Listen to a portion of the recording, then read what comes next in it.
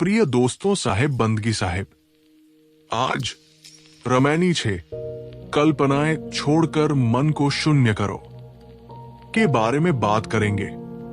बरनहु कौन रूप और रेखा, दूसर कौन आही जो देखा, बोकार आदि नहीं वेदा, ताकर कहू कौन कुल भेदा, नहीं तारागण नहीं रवि चंदा, नहीं कछु होते पिता के बिंदा, नहीं जल नहीं थल नहीं थिर पवना, को धरे नाम हुकुम को बरना, नहीं कछु होते दिवस निजुराती, ताकर कहू कौन कुल जाती। साखी शून्य सहज मन सुमिरते, प्रगट भई एक ज्योत, ताही पुरुष की मैं बलिहारी, निरालम जो होत।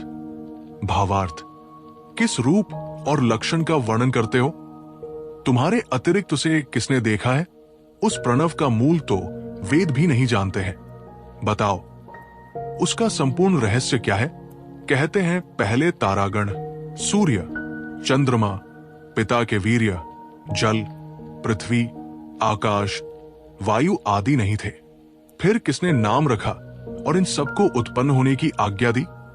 जिस ब्रह्मा के निज स्वरूप में दिन रात ज्ञान अज्ञान कुछ नहीं थे, उसके कुल और जाति अर्थात गुणात्मक लक्षण क्या वर्णन करते हो?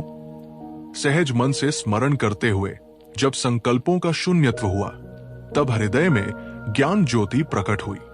मैं उस पुरुष की प्रशंसा करता हूं जो असंग हो जाता है। व्याख्या, बरनहु कौन रूप और रेखा अपने चेतन स्वरूप को छोड़कर जो लोग अलग ब्रह्मा खोजते हैं, उनसे सद्गुरु पूछते हैं कि तुम्हारे माने हुए ब्रह्मा के क्या रूप और लक्षण है? यदि उसका कोई बाह्य लक्षण है तो वो भौतिक है, और यदि वो चेतन मात्र है तो मेरे अपने स्वरूप से भिन्न नहीं। यदि भिन्न है तो सजाति मात्र है। ऐसी दशा में मेरी स्थिति मेरे अपने चेतन स्वरूप में ही होगी, न कि अन्य सजाति चेतन में। हर हालत में स्वरूप से भिन्न सत्य का खोजना एक भ्रम है। सद्गुरु कहते हैं कि यदि तुम अलग ब्रह्मा खोज रहे हो तो दूसरा कौन है जो उसे देख रखा है और तुम्हें दिखा देगा? कहते हैं उसका नाम अर्थात प्रणव है, परंतु ये नाम भी मनुष्यों का ही बनाया है। अंतिम दौड़ वेदों तक है, परंतु वेद भी उसका भेद नहीं जानते। वे भी नेति नेति कहकर मौन हो जाते हैं। जो केवल कल्पना का विषय है, उसका निर्धारण कैसे हो सकता है? जिन्हें नित्य विद्यमान सत्ता के दो मूल तत्वों जड़ और चेतन के मूल स्वरूपों का विवेक नहीं है, और जो किसी ब्रह्म द्वारा अवर्तमान से इस वर्तमान जगत का प्रादुर्भाव मानते हैं, वे संसार के सारे लोग यही कहते हैं कि पहले चांद, सूर्य, नक्षत्र, पृथ्वी, जल, अग्नि, वायु आदि नहीं थे। किसी दिन शुद्ध ब्रह्मा ने स्फुरना की और इन असंख्य विशाल ब्रह्मांडों को तुरंत क्रम से खड़ा कर दिया। जगत को समझने में मनुष्य की ये बहुत बड़ी कमजोरी है। सद्गुरु प्रश्न करते हैं कि जब ये नानाविध संसार नहीं था, तब किसकी आज्ञा से ये उपस्थित हो गया? जिसने अवस्तु से जगत वस्तु बना दी, उसका या प्रणव नाम किसने रखा?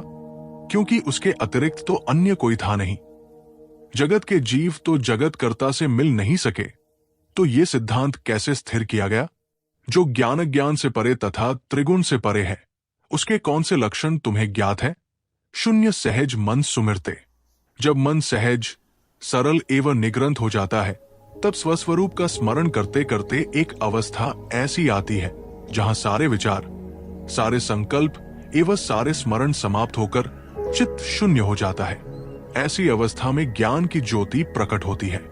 संकल्प स्वरूप ज्ञान को ढाकते हैं। संकल्पों के हट जाने पर स्वरूप ज्ञान का उद्घाटन होता है।